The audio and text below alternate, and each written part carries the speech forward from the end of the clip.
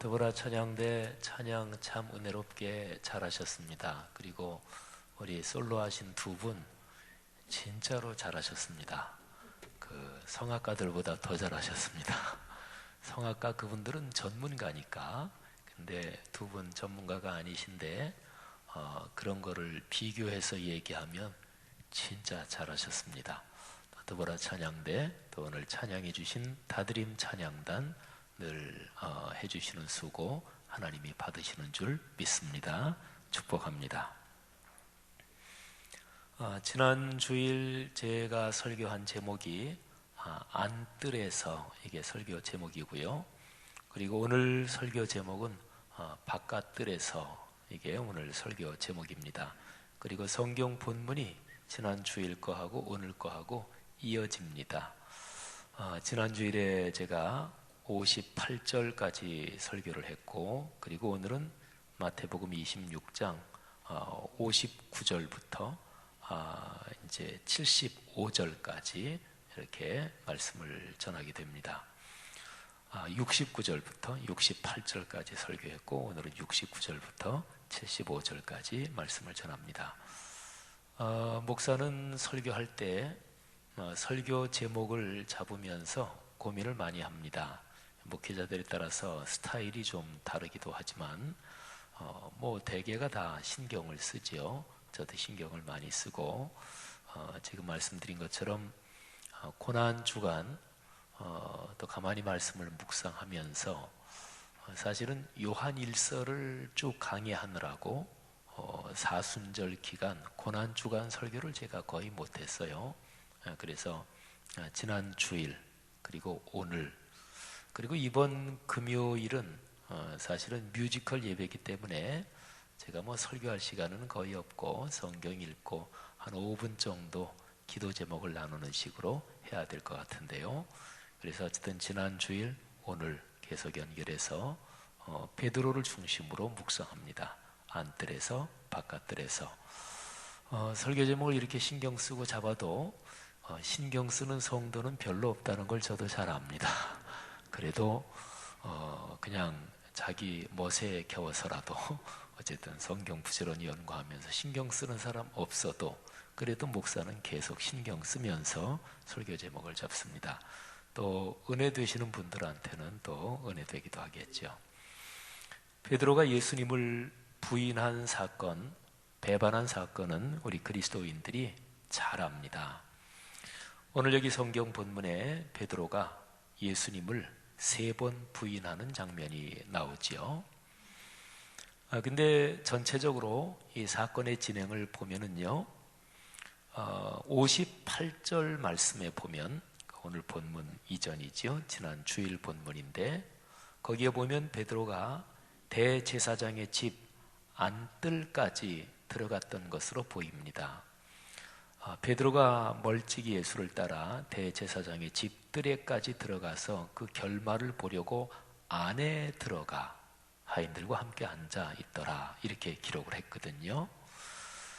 근데 이제 그 뒤로 쭉 이어지는 구절을 읽다 보면 69절에 보면 이렇게 표현이 되어 있어요. 베드로가 바깥뜰에 앉았더니 한 여종이 나와 이르되, 여기 69절에는 바깥뜰 이렇게 기록이 됐죠. 이게 사실은 성경 원어를 봐도 아주 정확하진 않습니다. 근데 사복음서를 다 종합해 보면 베드로가 재판을 받는 그 뜰 안에 거기 있다가 장소 이동을 좀 해서 이 바깥쪽에 있는 다른 뜰로 나왔다, 이렇게도 볼 수 있고요. 아니면 재판을 받는 그 뜰 거기에서 재판을 받으시는 예수님 거기에 조금은 가까이 있다가 그 뜰 안에서 제일 끄트머리 쪽으로 장소를 좀 이동했다, 이렇게도 볼 수 있습니다. 어쨌든요, 여기 69절에 보면 베드로가 바깥뜰에 거기에서 예수님을 배반하는 그런 언어 표현을 3번 하는 그런 내용이 기록이 되어 있죠. 근데 한번 여기를 가만히 잘 살펴보십시오.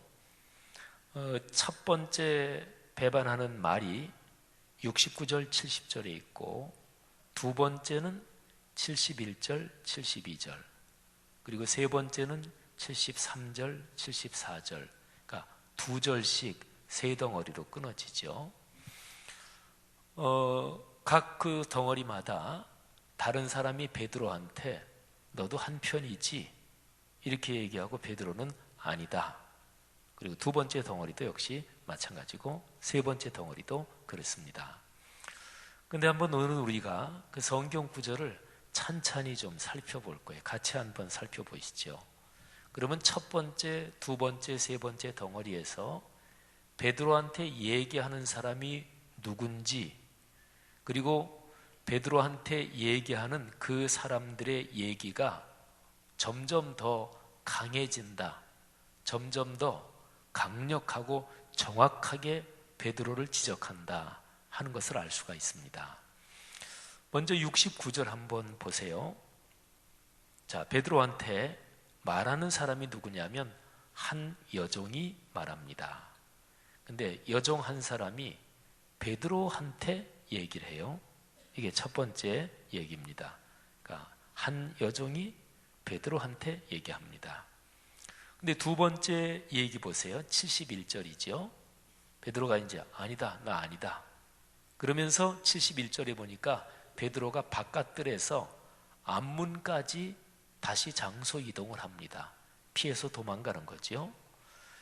근데 두 번째는 그 말했던 여종 말고 다른 여종이 베드로한테 얘기하는 게 아니고요. 거기에 있는 다른 사람들, 거기 사람들이 많았을 거 아니겠어요? 근데 다른 사람들한테 말하는 거예요. 이 사람 나사렛 예수와 함께 있었어요. 다른 사람들한테 얘기하는 거예요. 첫 번째 상황보다 더 심각해졌죠. 첫 번째는 그 바깥들에서 여종 한 사람이 그냥 베드로한테, 둘이 대화해요. 베드로한테 아니 당신 보니까 갈릴리 사람 예수와 같이 있었지요? 그냥 둘이한테, 베드로한테 얘기하니까 베드로가 아니 그런 말 말라고, 아니라고. 그리고 이제 앞들까지 나오는데 다른 여종이 베드로한테 얘기하는 게 아니고 거기 있는 다른 사람들, 많은 사람들한테 이 사람이 나사렛 예수와 함께 있었다. 상황이 심각해졌잖아요. 그 다음에 세 번째 덩어리 73절을 보세요. 바로 조금 후에 곁에 섰던 사람들이 나와 베드로한테 말합니다. 그러니까 이제는 한 사람이 베드로한테 얘기하는 게 아니에요. 첫 번째, 두 번째는 한 여종이 베드로한테 얘기했고, 두 번째는 한 여종이 다른 사람들한테 얘기했고, 세 번째는 다른 사람들이, 많은 사람들이 베드로한테 여러 사람이 얘기하는 거예요. 너 보니까 그 패거리다, 그 도당이다, 이렇게 얘기하는 거죠. 근데 여기 세 번째 덩어리에는 상황이 상당히 심각해졌는데요. 곁에 섰던 사람들, 많은 사람들이 베드로 한 사람에게 집중해서 얘기하는데 여기 이런 표현이 있죠. 나와 베드로에게 이르되. 사람들이 그냥 베드로 옆에 서 있는 사람들만 얘기하는 게 아니라 저쪽에 있던 사람, 이쪽에 있던 사람들이 다 몰려와서 말하자면 베드로를 둘러싸고 그런 정도 상황이 돼서 베드로한테 맞다. 이 사람 그 패거리 아니야. 옆에 있던 사람도 맞아. 이 사람 그 패거리야. 말씨 보면 알아. 갈릴리 말씨 때문에 그런 거죠. 여기 보면 베드로가 세 번 예수님을 부인하고 배반하는 말을 하는데, 근데 상황은 점점 더 심각해집니다. 자, 그리고요, 이 베드로한테 말하는 얘기도 아주 점점 더 사실을 직시하면서 구체적으로 얘기를 합니다. 첫 번째는요, 69절에서 너도 갈릴리 사람 예수와 함께 있었다, 이렇게 얘기하지요. 두 번째, 다른 여종이 사람들한테 하는 말이 이 사람은 나사렛 사람 예수와 함께 있었다. 첫 번째는 갈릴리 사람 예수, 이렇게 얘기했는데 예수님은 갈릴리 지방에서도 나사렛 출신이잖아요. 그를 정확하게 지적하면서 이 사람은 나사렛 사람 예수와 함께 있었다. 첫 번째는요, 한 여종이 베드로한테 당신 그 사람이랑 같이 있었지요? 이렇게 얘기했는데 두 번째 여종은 베드로가 예수와 함께 있었다는 것은 아예 단정을 하는 거예요. 아예 분명하게 맞는 사실이고 그걸 다른 사람한테 얘기하면서 더 정확하게 나사렛 출신 이 사람 나사렛 출신 예수와 함께 있었다. 세 번째는 여러 사람들이 몰려와서 나와서 베드로한테 말하기를 진실로 내가 그 도당이다. 진실로란 얘기는 야 분명하다 이런 뜻이잖아요. 상황이 상당히 심각해졌죠. 너는 진짜로 그 패거리다. 내 말소리가 너를 그 패거리라는 걸 증명한다. 이렇게 얘기하죠. 여러분 여기 본문을 보면서 베드로가 얼마나 당황하고 얼마나 불편했을까. 아니 불편한 정도가 아니고 굉장히 두려웠겠죠. 그런데 베드로가 이 세 번이나 계속해서 반복되면서 심각해지는 상황 속에서 베드로는 계속해서 예수를 모른다고 부인합니다. 근데 거짓말을 하잖아요. 베드로는 거짓말이죠. 그죠? 근데 우리 적어도 그리스도인으로서 거짓말을 하는 것은 사태를 해결하지 못합니다. 한번 이렇게 얘기해 볼까요? 예수를 믿는 사람하고 예수를 안 믿는 사람하고 거짓말을 누가 더 잘할까요? 혹시나 여러분 중에서 예수 믿는 사람 중에서 안 믿는 사람보다 거짓말 훨씬 더 잘하는 사람도 있습니다. 그런 사람은 혹시나 알고 계실진 몰라도 그게 일반적이진 않겠죠. 그죠? 그러니까 안 믿는 사람, 예수 믿는 사람 둘 중에서 누가 거짓말을 더 전문적으로 잘할까요? 만일에 한다고 치면 그건 안 믿는 사람이 죄송합니다. 여기다 예수 믿는 사람만 계시죠? 아니 일반적인 논리로 따지면 그렇잖아요. 그리고 예수 믿는 사람은 이렇게 수요일날 예배 나오시잖아요. 주일날 예배 나오시잖아요. 주일 예배 나오고 수요 예배 나오고 교회 이런저런 모임에 참석하는 어떤 그리스도인이 자기가 요즘 어떤 문제에 대해서 거짓말하고 있는 게 있고 그 거짓말이 꽤 심각하게 또는 누구를 모함하려고 없는 말을 꾸며내고 누구랑 사이가 안 좋아서 그 사람 해치려고 해코지하려고 없는 말 지어내고 있는 말 부풀리고 지금 그러고 있는 중에 있다고 쳐요. 그러고 있는 중에 있는 사람이 예배 참석하고 기도하고 찬송 부르면서 찔림을 받을까요? 안 받을까요? 만일에 전혀 안 받는다 그러면은 그 사람이 나가는 교회가 뭐가 잘못됐든지 그 사람이 심각하게 망가졌든지 그래서 찬송을 불러도 기도를 해도 예배를 드려도 전혀 마음에 조금도 다가오지 않을 정도로 그 정도로 그 사람이 완전히 망가졌든지 사실은 좀 하기 힘든 얘기입니다만은 성경에서 화인 맞은 심령 이런 말씀이 있어요. 화인은 불도장을 말해요. 불도장을 맞았다.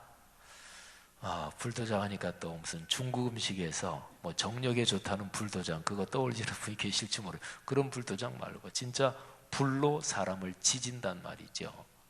그러면 거기가 탈 거 아니겠어요? 그러면 감각이 없어질 거 아니겠어요? 그게 성경에서 화인 맞은 심령 이런 뜻입니다. 여러분 적어도 뭐 신앙이 무지무지하게 좋다 그걸 떠나서 그냥 어느 정도 정상적으로 신앙생활하고 있는 그리스도인이 없는 말을 지어내고 조그만 거를 크게 만들고 지금 그러고 있는 중에 있다. 무슨 이유 때문에든지 그런데 그 사람이 예배 참석하고 기도하고 찬송 부르고 교회 이런저런 행사 때문에 섬기기도 하고 그러면서 전혀 조금도 찔리지 않는다. 그거는 사태가 아주 심각한 것입니다. 교회 다니는 사람들 중에서 구원받지 못한 예수 그리스도를 인격적으로 영접하지 않은 사람도 있어요. 그거는 그렇게 얘기할 수 있습니다. 그러니까 교회는 다니지만 예수 그리스도를 인격적으로 영접하지 않아서 심령이 거듭나지 않았다든지 아니면은 아까 말씀드린 대로 신앙이 자꾸 망가지면서 진짜로 심각하게 망가졌든지 그런 경우겠죠. 그러니까요.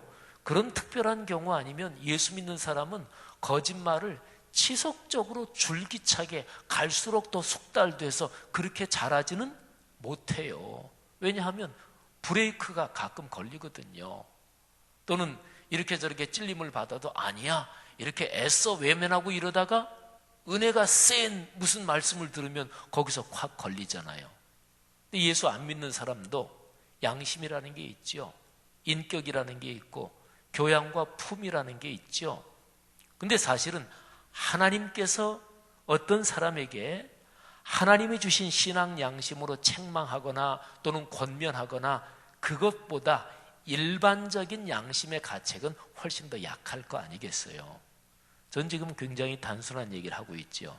여러분, 거짓말을 계속하고 본격적으로 하고 거짓말에서 훈련되고 숙달되는 걸로 말하면 신앙인이 잘할까요? 비신앙인이 잘할까요? 일반적인 논리로 보면 비신앙인이 잘하겠죠. 그리스도인이 못할 수밖에 없어요.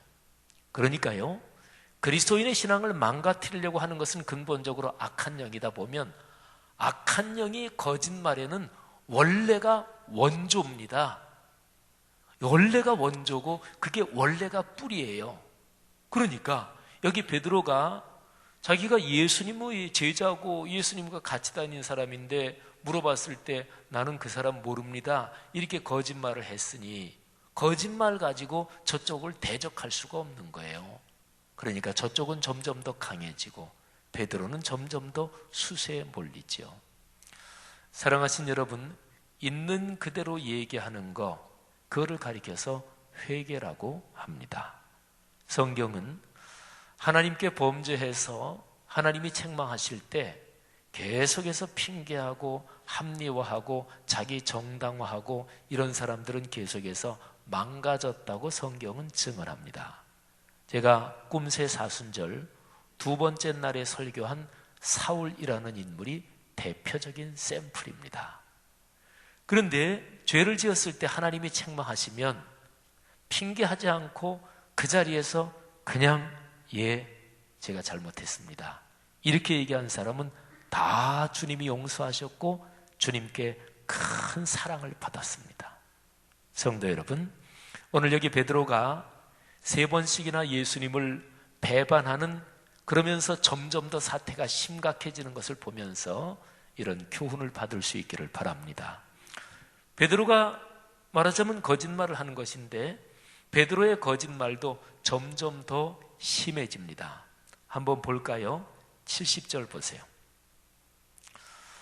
베드로가 처음에는 모든 사람 앞에서 부인하여, 그 여종이 베드로한테 1대1로 얘기했지만 옆에 있는 사람도 들었을 거 아니겠어요?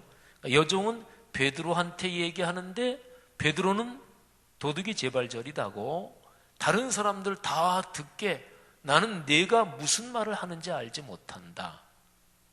그러니까 그 여종의 말을 부인한 거죠. 근데 베드로는 지금 그 여인에게 나는 네 말이 틀리다고 본다. 네 말을 내가 알지 못하겠다. 이렇게 얘기하지요. 근데 두 번째를 보세요. 72절입니다. 72절에서는 베드로가 처음에 70절에서는 부인했다 그랬는데 72절에서는 맹세까지 하면서 부인합니다. 맹세하고 또 부인하여 이제는 예수님을 가리키면서 나는 그 사람을 알지 못한다. 처음에는 그 여종의 말, 나는 내 말이 뭔지 모르겠다, 내 말이 틀렸다 그랬는데 두 번째는 급해지니까 나는 저 예수가 누군지 나 저 사람 모른다. 이제 예수님을 언급을 하면서 그 사람 모른다 그래요. 상당히 심각해졌죠. 세 번째입니다. 74절에 보면 첫 번째는 부인했고 두 번째는 부인에다가 맹세까지 했고 세 번째는 부인한 거는 이제 굉장히 작은 거예요. 맹세하고 거기에다가 저주합니다. 저주해요. 이거 무지무지하게 센 거잖아요. 그 저주가 어떤 것일까요? 제가 오늘 꿈새 사순절 새벽 예배 때 열왕기상 19장에서 아합의 부인 이세벨, 그 아주 독하고 무서운 여자가 엘리야를 협박하면서 맹세한 그 표현을 얘기했어요. 이세벨이 이렇게 얘기해요. 엘리야한테 사람을 보내가지고 너 반드시 죽을 줄 알아라. 내일 이 시간 될 때까지 내가 너를 죽인다. 만일에 내가 너를 그때까지 죽이지 않으면 모든 신들이 내게 벌을 내리고 모든 벌을 다 내려도 좋다. 이렇게 엘리야한테 얘기합니다. 이게 말하자면 그 당시에 신의 이름을 걸고 맹세하는 것 중에서 제일 센 맹세입니다. 아니면 우리말 표현으로 하면 이럴 수도 있어요. 내가 한 말이 틀리면 내가 성을 간다. 우리말에서 제일 센 표현이에요. 아니면은 뭐 자기 손가락을 내가 아니면 내 손에 뭐를 찢어요? 장을 찢은다. 아니 이거 잘 안 쓰는 말 잘 써보셨어요? 뭐 손을 이렇게 내미니까 금방 얘기가 나오시네요. 이거 잘 쓰면 안 좋은 건데. 하여튼 우리말 표현으로 하면 그런 거예요. 내가 내 말이 틀리면 내가 거짓말한다 그러면 내 손에 장을 찢는다. 여기 저주했다는 말 표현이 구체적으로 어떤 건지는 구체적으로 나오지 않지만 무지무지하게 강한 표현이죠. 그러면서 얘기합니다. 내가 저주하면서 맹세하는데 나는 그 사람 알지 못한다. 근데 이세벨 그 여인은 우상신을 섬기는 여인이니까 뭐 이런저런 모든 신들을 얘기를 하면서 신들이 나한테 벌을 내리고 또 내려도 좋다 이렇게 얘기했지만 지금 베드로가 있는 그 자리는 하나님 믿는 유대인들만 있는 자리잖아요. 베드로도 당연히 유대인이고, 그러니까 만일에 이세벨이 신의 이름을 걸고 저주한 거 그거를 베드로한테 적용해 본다면 베드로는 하나님의 이름을 걸고 저주했을 거예요. 이 정도 되면 사태가 심각해지지요. 신앙인이 그럴 수 있을까요? 네, 신앙인이 그럴 수 있어요. 우리 한국 사람은 다 알아요. 예수 믿는 사람이 자기가 믿는 하나님의 이름을 걸고 분명히 둘 중에 하나는 거짓말하고 있다. 그거는 대한민국 사람이 다 알아요. 김대중 대통령 시절에 온로비 청문회 한 것 때문에 대한민국 사람은 다 알아요. 재판 때문에 청문회가 열렸는데 이쪽도 예수 믿는 사람이고 이쪽도 예수 믿는 사람이고 둘 다 권사님 집사님이고 한쪽이 서로가 말이 분명히 달라요. 둘 중에 하나는 거짓말이잖아요. 근데 한쪽은 성경에 손을 얹고 맹세했고 한쪽은 하나님의 이름을 걸고 맹세했어요. 그래서 그때부터 대한민국 사람은 다 알게 됐어요. 예수를 열심히 믿는 사람들은 둘 중에 하나는 거짓말할 수도 있다. 좀 과장해서 얘기하면 그분들이 성경 공부하는 그룹이었어요. 사랑하신 여러분, 오늘 베드로가 저주했다는 얘기는 이렇게 저렇게 생각해 보면 사태가 상당히 심각한 겁니다. 그러니까 내가 하나님의 이름을 걸고 내가 만일에 저 예수를 안다면 하나님이 나한테 벌을 내려도 좋다, 이 정도로 얘기했으면 갈 때까지 다 간 거잖아요. 그렇죠? 여러분, 베드로가 3번씩이나 주님을 모른다고 부인하고 배반하면서 베드로는 점점 더 깊은 수렁으로 빠져듭니다. 그리스도인은 그래요. 그러니까 그리스도인은 그냥 있는 대로 얘기하는 게 제일 좋습니다. 그게 그리스도인한테는 제일 커다란 축복입니다. 사랑하신 여러분, 그리스도인이 살아가는 삶의 방식에 대해서 성서적인 확신을 갖고 늘 훈련할 수 있기를 주님의 이름으로 권면합니다. 그러면서 베드로의 위치를 보세요. 우리 오늘 이전 그 성경 구절부터 좀 한번 볼까요? 아까 제가 잠깐 말씀드렸는데 58절에 보면 베드로는 제일 처음에는 안뜰에 있었어요. 집들 안에까지 들어가 있었어요. 그 다음에 69절 베드로가 어디 있습니까? 바깥들에 앉았더니 바깥들로 나왔어요. 예수님하고 본다면은 좀 더 멀어졌지요. 71절에 보면은 이제 피해서 도망가는 중이에요. 앞문까지 나왔습니다. 바깥들에까지 있었을 때는 예수님이 시야로는 보이기는 했을지도 모르겠어요. 그런데 앞문까지 나와서는 예수님은 더 이상 보이지 않을 정도로 더 멀어졌습니다. 여러분, 적어도 예수님이 보여야 돼요. 물론 예수님은 육신의 눈으로 보이지 않죠. 신앙생활하는 그리스도인이 누구나 완벽하거나 그런 건 아니에요. 목회자도 마찬가지고 누구나 마찬가지입니다. 그런데 적어도 예수님이 보일 정도의 거리, 거기서 더 벗어나면 안 돼요. 예수님이 보일 정도의 거리가 무엇입니까? 적어도 미니멈으로 주일 성수는 해야 돼요. 적어도 직분자라면 주중에 한 번 수예배의 자리는 지켜야 돼요. 적어도 정상적으로 신앙생활 한다면 연중에 중요 절기 서너 번, 그때는 정성을 다해서 그 절기의 의미를 생각하면서 주님께 집중을 해야 돼요. 그게 바로 우리 교회로 말하면 1년에 3번의 꿈새요, 또는 전반기 후반기에 부흥회요, 그런 거죠. 한 달에 월상 예배, 또는 한 달의 마지막 주일에 있는 성찬식. 말하자면 신앙생활하면서 정기적으로 반복되는 그런 것이 말하자면 주님의 시야에서 밖으로 벗어나지 않는 영적인 거룩한 장치들이에요. 성도 여러분, 우리가 삶의 길을 걸어가며 우리의 신앙을 유지해주는 거룩한 틀, 그 장치들을 귀하게 여기시기를 주의 이름으로 권면합니다. 안문까지 갔을 때는 예수님이 더 이상 보이지 않았을 거예요. 그리고 75절 완전히 밖에 나갔습니다. 그래서 심히 통곡했죠. 여러분, 오늘 본문을 이 정도로 생각해 보면 베드로는 점점 더 심한 수렁으로 빠져들고, 그리고 점점 절망적인 상황 속으로 빠져들어갑니다.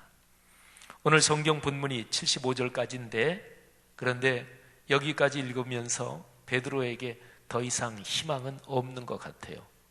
사태가 점점 더 심각해졌잖아요.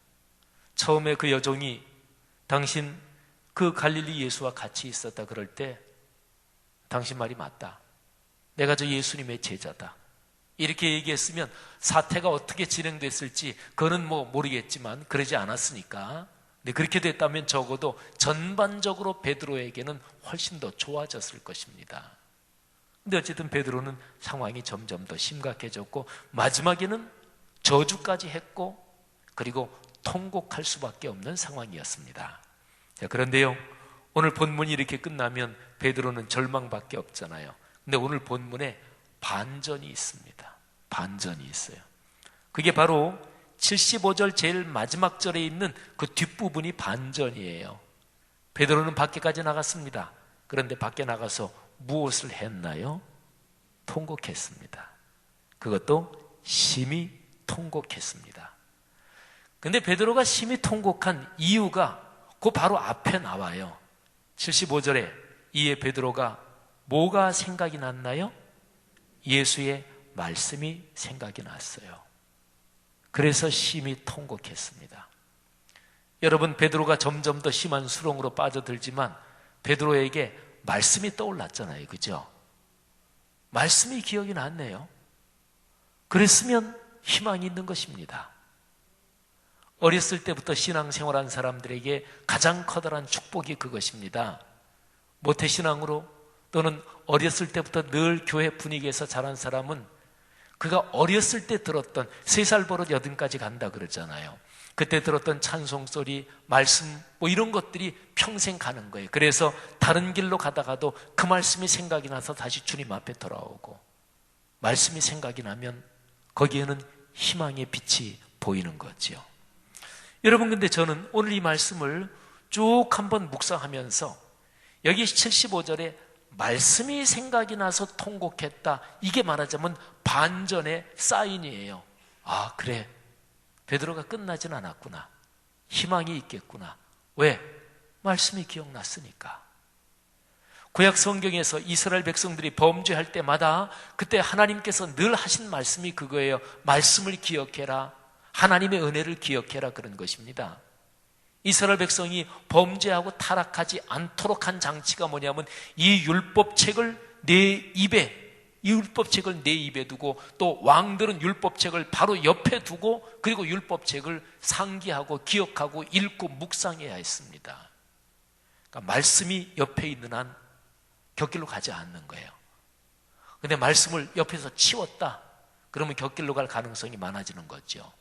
그리고 말씀을 더 이상 가까이 하지 않는다, 그러면 계속 곁길로 가고 계속 멀어지는 거죠. 그런데 어느 날 어떤 계기를 통해서 또는 어떤 상황을 통해서 말씀이 떠올랐다, 할렐루야, 그러면 다시 생각이 나는 거예요.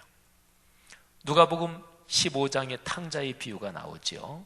탕자가 먼 나라로 가서 허랑방탕해서 다 타락의 길로 갔습니다. 근데 그 탕자가 아버지의 집을 기억합니다. 그 그게 반전이에요. 다시 이제 회복되는, 말하자면 터닝 포인트가 되는 거죠. 여러분, 그런데 저는 오늘 이 말씀을 묵상하면서 베드로가 주님의 말씀이 떠오르고 그리고 심히 통곡한 이 반전의 포인트는 저 앞쪽에 그 사인이 하나가 미리 있어요. 58절을 다 볼까요? 마태복음 26장 56절부터 보십시다. 56, 57, 58 이 세 절이 아주 중요합니다. 자, 56절에는 제자들이 다 예수를 버리고 도망쳤다, 이 표현이 나오죠.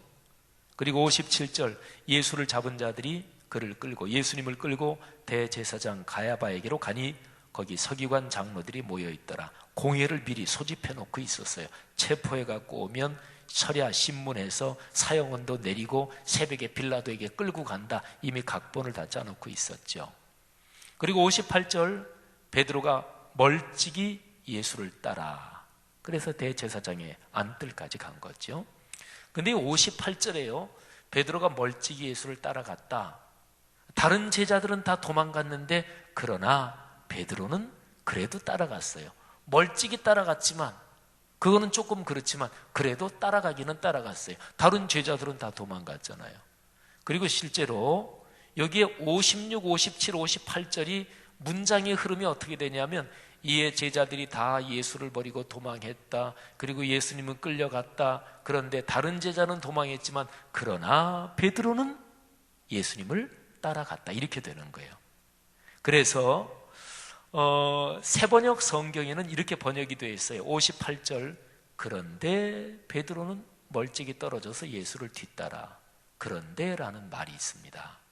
그리고 영어 성경은 전부 다 그 58절에 그냥 베드로가 이렇게 되어 있지 않고 제일 앞에 but 이런 말이 다 있어요. NIV 성경, but Peter followed him at a distance. but Peter followed.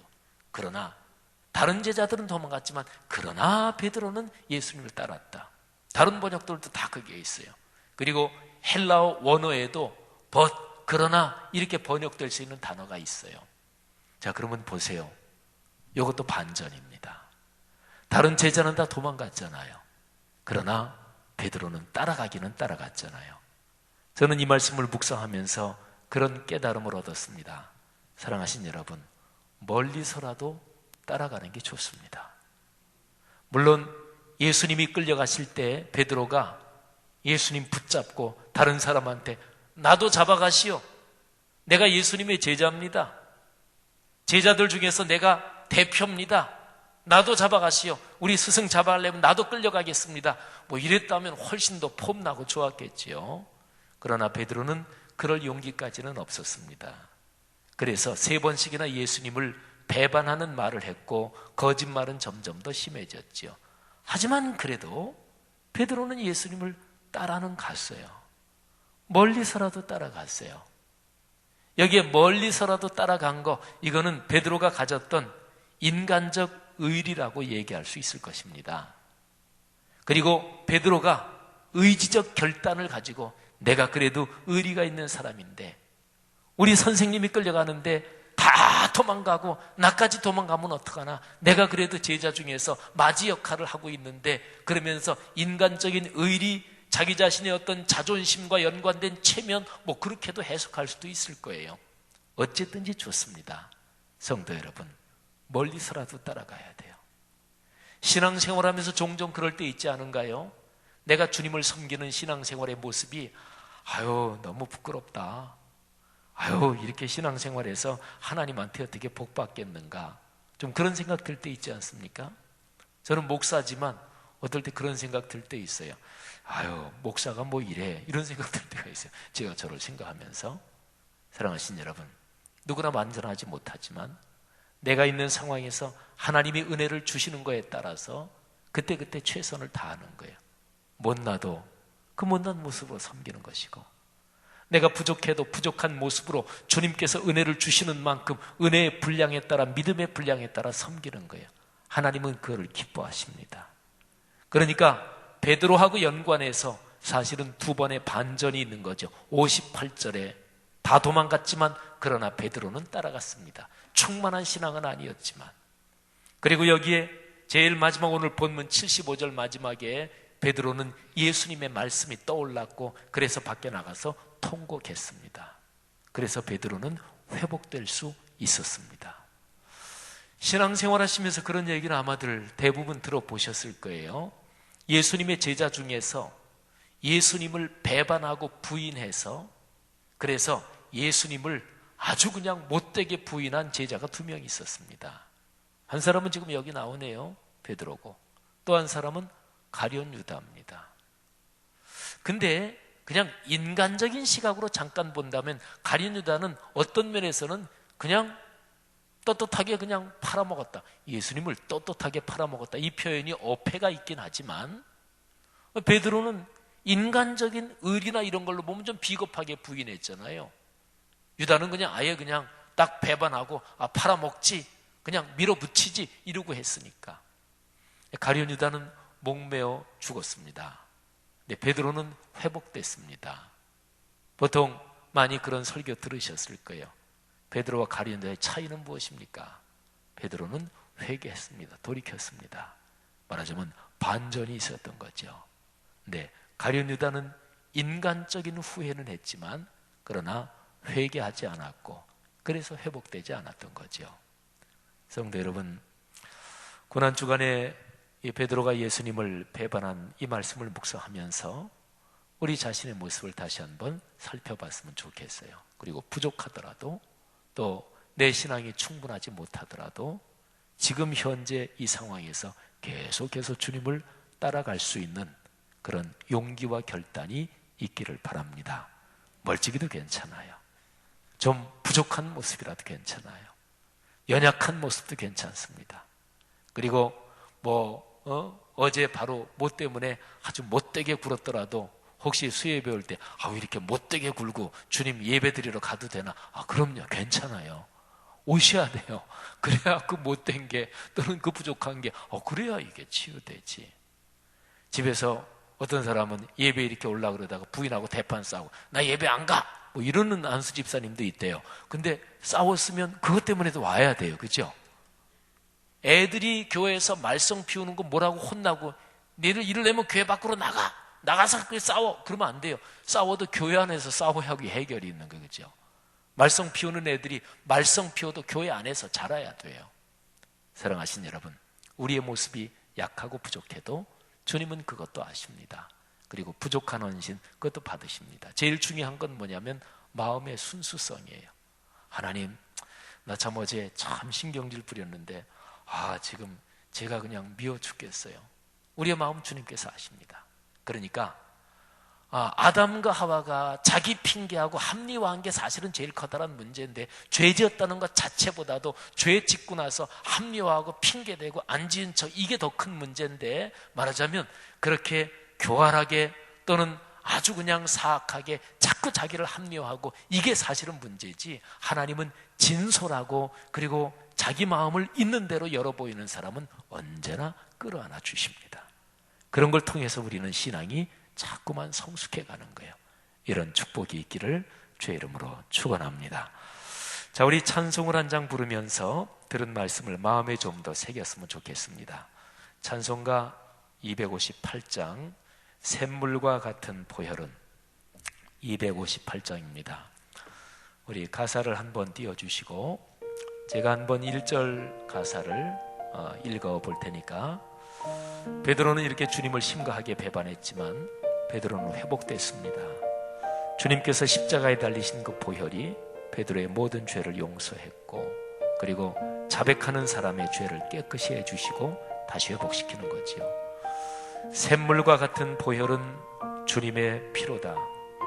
보혈의 죄를 씻으면 정하게 되겠네. 정하게 되겠네. 정하게 되겠네. 보혈의 죄를 씻으면 정하게 되겠네. 2절은 이렇습니다. 저 도적 회개하고 보혈에 씻었네. 저 도적 같은 이 몸도 죄 씻기 원하네. 죄 씻기 원하네.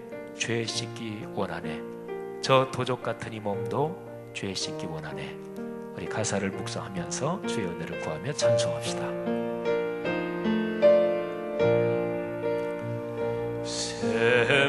샘물과 같은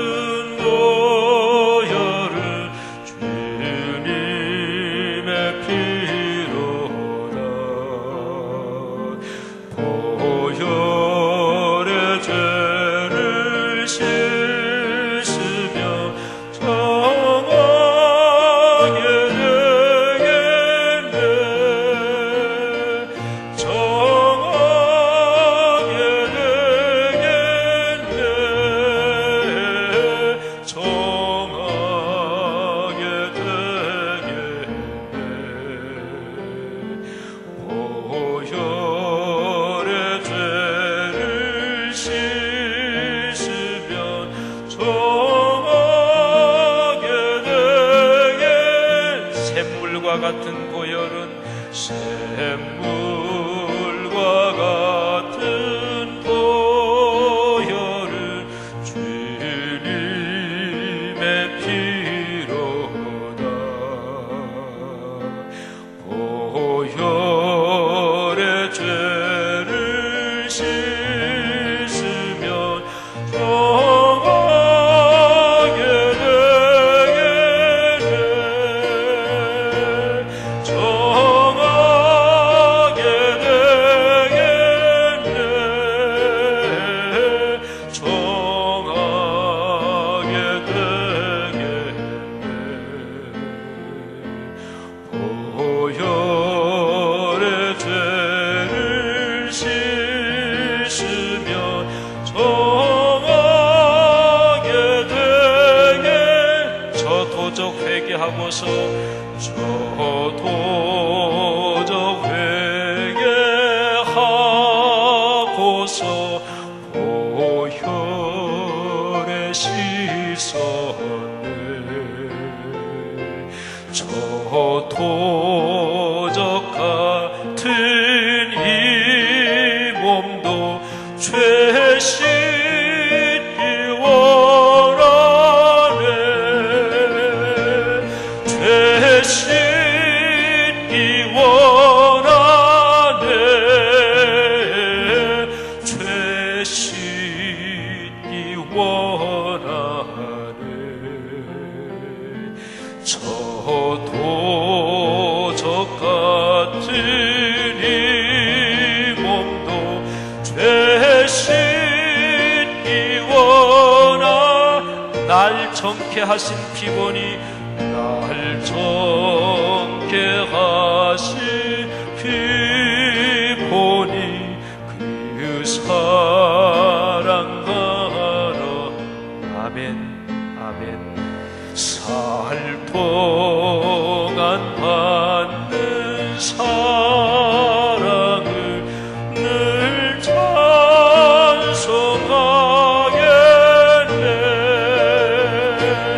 늘 찬송하겠네.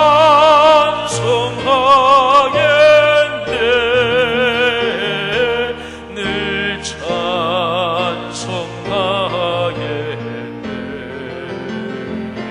살 동안 받는 사랑을 늘 이후에 천국 올라가 더 좋은 노래로. 이후에 천국 올라가 더 좋은 노래. 얼쑤 아멘. 날 구속하신 은혜를 늘 찬송하겠네. 늘 찬송하겠네. 늘 찬송하겠네. 날 구속하신 은혜를 늘 찬송하. 이후에 천국 올라가. 이후에 천국 올라가 더 좋은 노래. 아멘 아멘. 날 구속하신 은혜를 늘 찬송하게. 늘 찬송하겠네. 늘 찬송 찬송하겠네 찬송하겠네 아멘 아멘 날 구속하시는 은혜를 늘 찬송하겠네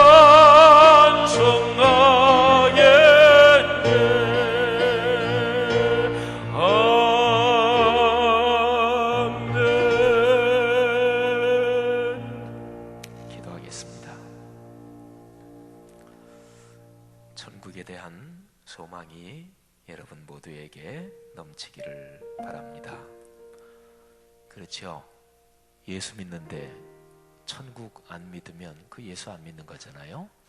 조명 좀 줄여주시겠어요? 예. 피아노 반주해 주시고요. 예. 신앙생활하면서 쓰는 단어들이 빈말이 되면 안 됩니다. 한번 자신을 돌아보세요. 아유, 은혜 받았습니다. 아유, 기도할게요. 누가 칭찬하면 아유, 뭐려, 다 주님이 하신 거지요. 여러분 혹시 그 말들 상당히 빈말 쓰고 있는 거 혹시 아닙니까? 위험합니다. 예수 믿는 사람이 훈련해야 될 것은 그냥 진솔하고 그리고 단순한 거 훈련하는 게 최고입니다. 빈말 자꾸 하면은요, 자기 심령이 병들어요. 그리고 자꾸 신앙 양심이 무디어집니다. 여러분, 망가지는 거 하루아침에 망가지는 거 아닙니다. 어제까지는 신앙 좋았는데 자고 일어나니까 갑자기 망가져 있더라. 그런 거 없어요. 조금씩 진행되는 거예요. 개구리는 냉온동물이라 그러죠. 그래서 찬물 냄비에 넣고 개구리 넣고 천천히 열을 가하면 이게 점점 더 그렇게 돼서 모르고 그 안에서 그냥 익어서 죽는다 그러잖아요. 사탄이 그리스도인 시험하는 방법도 똑같습니다. 사랑하는 여러분, 진솔한 게 최고입니다. 소박한 게 최고입니다. 신앙에 겉멋드는 거 안 좋습니다. 그리고 일부러 그런 건 아니겠지만 예를 들어서 기도할 때 뭐 할 때 이렇게 신앙 좋은 척하는 그런 음성 그런 거 있죠? 그런 거 물론 일부러 그러지는 않겠지만 그런데 습관화되는 것도 별로 안 좋습니다. 그래서 늘 저는 목사로 살아가면서 목사가 가지는 테크닉을 가능한 대로 안 쓰려고 저는 자꾸 애를 씁니다. 그런 테크닉 쓰면 목사도 망가져요. 성도들은 그런 테크닉에 끌려옵니다. 끌려오지요. 사람들은 다 종교 심리가 있으니까. 저도 목회 30년 넘게 했는데 그런 방법들을 모르겠어요? 어떻게 얘기하면 성도들 조금 더 헌금 많이 내는지 뭐 그런 거 제가 모르겠어요? 알지요? 근데 그런 테크닉 안 써요. 우리 성도들이 어떻게 하면 좀 더 교회 열심을 내는지, 자녀 문제 걸고 들어가면 다 신앙에 열심 나는 거 모르셔요? 신앙생활 오래 하셨으니까 다 아시죠? 저도 알아요. 근데 그걸로 성도들 열심 내게 그런 테크닉 될 수 있으면 안 써요. 성도들이 차분히 성경 읽고 그리고 신앙적인 인격적인 결단으로 헌신하도록, 그게 진짜 헌신이에요. 선교사들 막 감동적으로 와서 막 하고 막 감동 주고 그러면 선교 헌금 많이 나와요.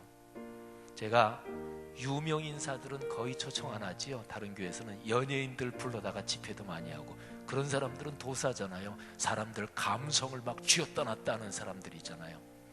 그렇게 해서 그 은혜가 오래 갈까요? 아닙니다. 그렇지 않아요.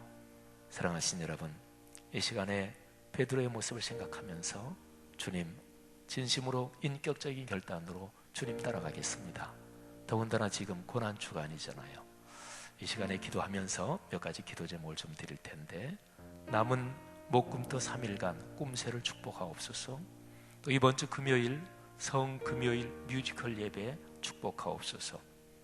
그리고 돌아오는 주일에 성찬 예배, 성찬식을 통해 하나님 만나게 하시고 병도 고침받게 하시고 기도 제목도 응답받게 하옵소서. 그리고 오늘 받은 은혜 축복해 주옵소서. 예배 후에 바로 이어질 임직자 훈련 주님께서 축복해 주옵소서. 다 같이 한 3, 4분 정도 마음을 모두 하나님 앞에 기도하겠습니다. 하나님 아버지, 하나님 아버지, 은혜를 진심으로 감사합니다. 아버지, 이 시간에 기도합니다. 베드로의 모습을 생각하며 제 모습을 또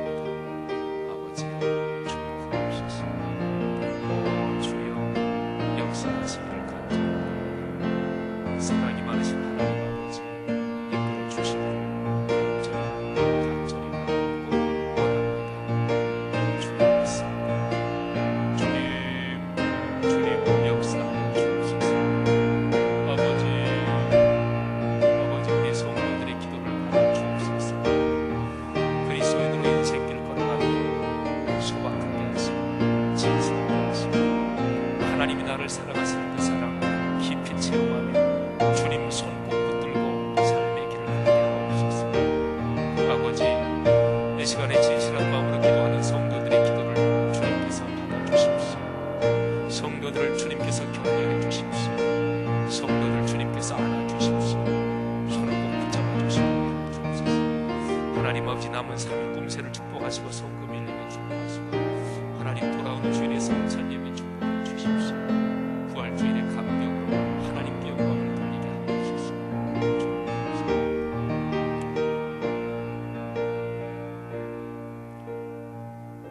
하나님 아버지, 은혜를 진심으로 감사합니다. 오늘 베드로가 주님을 3번씩이나 부인하며 배반했던 이 거룩한 말씀의 본문을 통해 우리 자신을 다시 한번 살폈고 또 오늘의 우리의 삶을 살펴봤습니다. 하나님, 우리가 부족한데도 베드로처럼 주님을 부인하고 배반도 하는데도 그래도 늘 주의 말씀으로 다시 한번 권면하시는 것 감사합니다. 또 우리가 살아가면서 성경 통독하고 또 매년마다 꿈송 페스티벌 말씀 암송하고 또 잘 안 되고 또 어떨 때는 한참 쉬기도 하지만 그래도 그래 말씀 묵상 매일 해야지 다시 한번 결심하고 또 공예배 참석을 통해 말씀의 귀를 기울이고 그러면서 우리를 살리는 하나님의 거룩한 말씀이 이런 때 저런 때 또 힘들 때 어려운 때 또 주님을 멀리 떨어져 있을 때도 자꾸 기억나게 하시는 그 은혜 진심으로 감사합니다. 그렇게 살겠습니다. 그렇게 평생 주님 손 꼭 붙잡고 걸어가겠습니다. 하나님, 여기 있는 귀한 성도들 한 사람 한 사람 머리에 안수해 주시고 잘했다고 머리 쓰다듬어 주시고 등 두드려 주시고 그리고 손 꼭 붙잡아 주십시오. 사랑하는 내 아들아 내 딸아 용기를 가져라. 내가 있지 않느냐. 내가 같이 걸어간다. 그리고 경제력도 축복해 주시고 건강도 축복해 주시고 아들, 딸, 손녀, 손자 공부하는 거나 취업하는 거나 또는 결혼하는 문제나 결혼한 자녀들 아이가 없는 그런 문제 어떤 문제라도 하나님 우리의 자녀 후손을 축복해 주십시오. 감사합니다. 예배 후에 있을 임직자 훈련 크게 축복해 주십시오. 예수 그리스도의 은혜와 하나님 아버지의 사랑하심과 우리 손 꼭 붙잡고 가시는 성령의 동행하시는 귀한 역사가 하늘 백성들 머리 위에 이분들을 통해서 오늘날의 세계 위에 지금부터 영원히 같이 계시기를 축원하옵나이다. 아멘.